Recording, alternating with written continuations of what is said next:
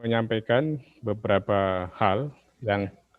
Yang pertama adalah bahwa ini perlu kita bahas ya, revisi undang-undang ini supaya kita tidak kaget gitu ya, seperti Omnibus Law, atau yang terakhir kita juga kaget dengan Undang-Undang MK gitu ya. Sekarang kan orang rame di Undang-Undang MK, sekarang orang jadi hakim MK sampai 15 tahun.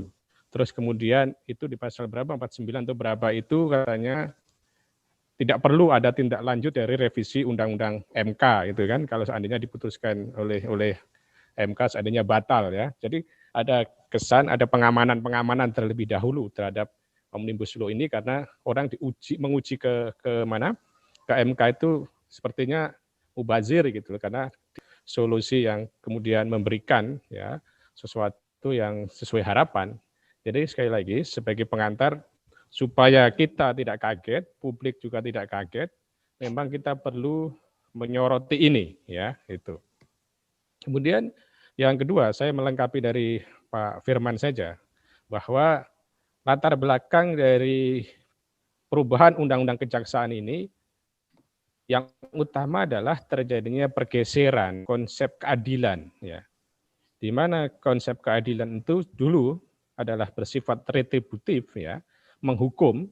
Sekarang ini adalah mengarah ke restoratif gitu ya.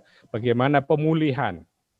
Jadi terjadi pergeseran tentang keadilan itu yang membawa konsekuensi bagi kejaksaan dan kemudian dipertegas di dalam pengertiannya kejaksaan itu sebagai bagian dari kekuasaan kehakiman. Sehingga konsepsi diversi itu tidak semata-mata dimonopoli oleh sistem peradilan anak, tetapi bisa dilakukan oleh kejaksaan juga. Karena dengan pertimbangan-pertimbangan tertentu, ya, bahwa tidak selalu pemenjaraan, penjara juga sudah penuh, biaya negara juga mahal, dan lain sebagainya, maka konsepsi restoratif justice itu menjadi sesuatu yang dikedepankan. Saya kira pergeseran paradigma inilah yang menjadi pendorong utama terhadap revisi Undang-Undang Kejaksaan ini. Kemudian yang kedua, bahwa dari perubahan Undang-Undang 19 2019 tentang KPK, yang mana disebutkan pimpinan KPK itu tidak lagi sebagai penyidik, ya, tidak lagi sebagai penuntut gitu ya, yang berarti di administratif, yang menunjukkan dia tidak lagi atasan dari jaksa-jaksa di KPK. Maka dengan demikian itu menggeser pertanggungjawaban jaksa itu tidak lagi pada pimpinan KPK dalam konteks misalnya penuntutan, tetapi adalah berkoordinasi dengan jaksa. Maka di sini adalah mempertegas konsepsi dominus litis itu.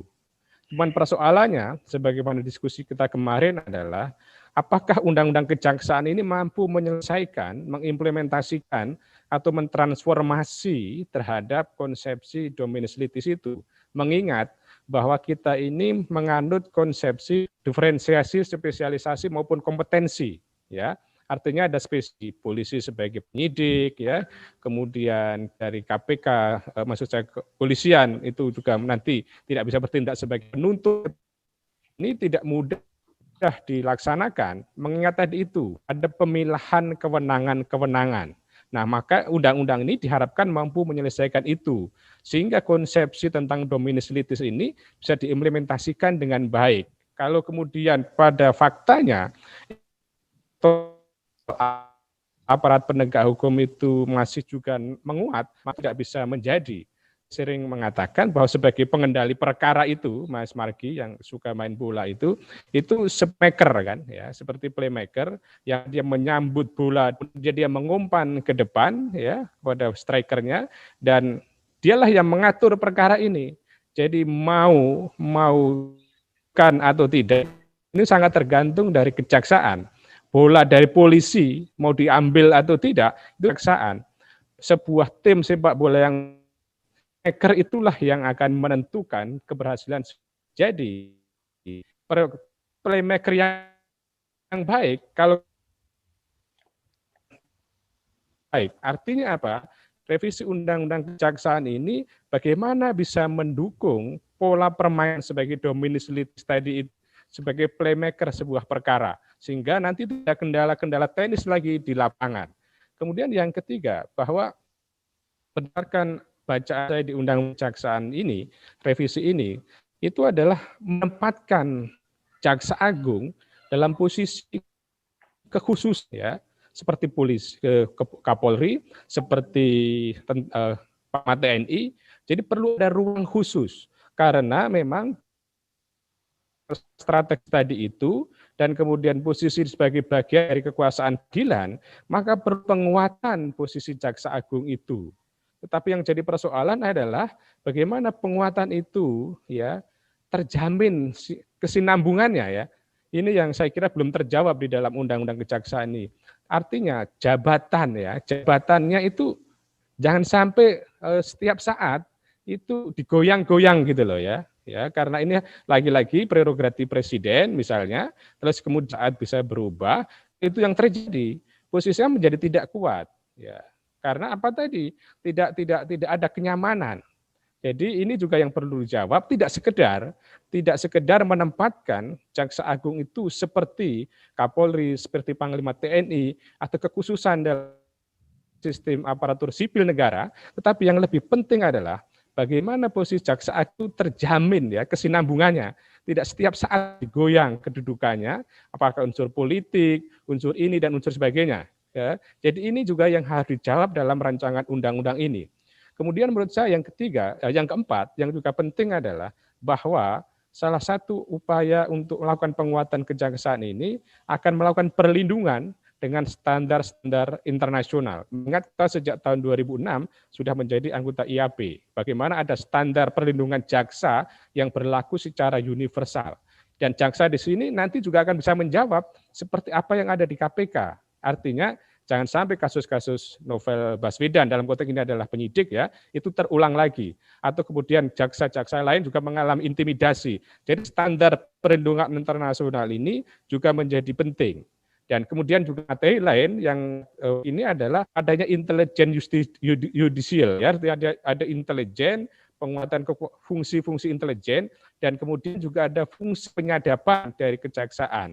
Ini memang suatu terobosan yang kemudian perlu disesuaikan dengan undang-undang intelijen, disesuaikan dengan regulasi tentang intelijen, undang-undang tentang penyadapan, supaya pada akhirnya terjadi sebuah harmoni antara regulasi satu dengan regulasi yang lain. Dan juga bahwa di dalam konteks ini posisi jaksa sebagai pengacara negara itu bisa memberikan pendapat teknis terhadap sebuah perkara yang dalam hal ini misalnya ada di Mahkamah Agung atau berselisih. Jadi ada semacam bagi penegakan hukum itu, bagi Kejaksaan Agung ini, Mahkamah Agung bisa memberikan sebuah fatwa, memberikan sebuah pendapat. Karena konteksnya jaksa sebagai pengacara. Saya kira itu hal sebagai pelengkap yang perlu saya sampaikan adalah dalam konteks diskusi ini akhirnya lagi-lagi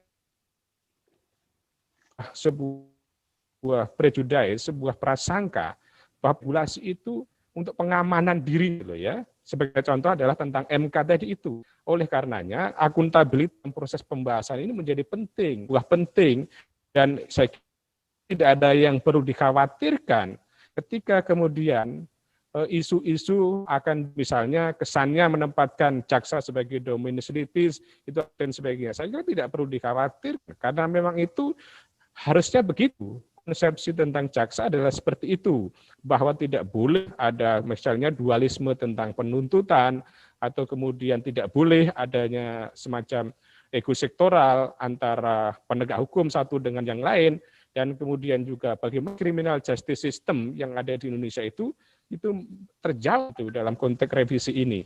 Jadi menurut saya macam ini akan mending supaya tidak muncul berbagai macam spekulasi bahwa undang-undang ini untuk pengamanan kepentingan-kepentingan tertentu sebagaimana misalnya asumsi terhadap undang-undang yang sebelumnya. Jadi diharapkan melalui webinar kali ini ada masukan-masukan yang komprehensif sehingga kemudian bisa menjadi sebuah naskah akademik ya, sebuah naskah akademik bagi ya tapi yang kita sampaikan adalah naskah politik, artinya kepentingan politik. Tetapi yang kita sampaikan adalah kajian akademis yang kemudian kita serahkan kepada para politisi untuk membuat sebuah regulasi, tetapi tidak lepas dari pagar akademis tadi itu. Saya kira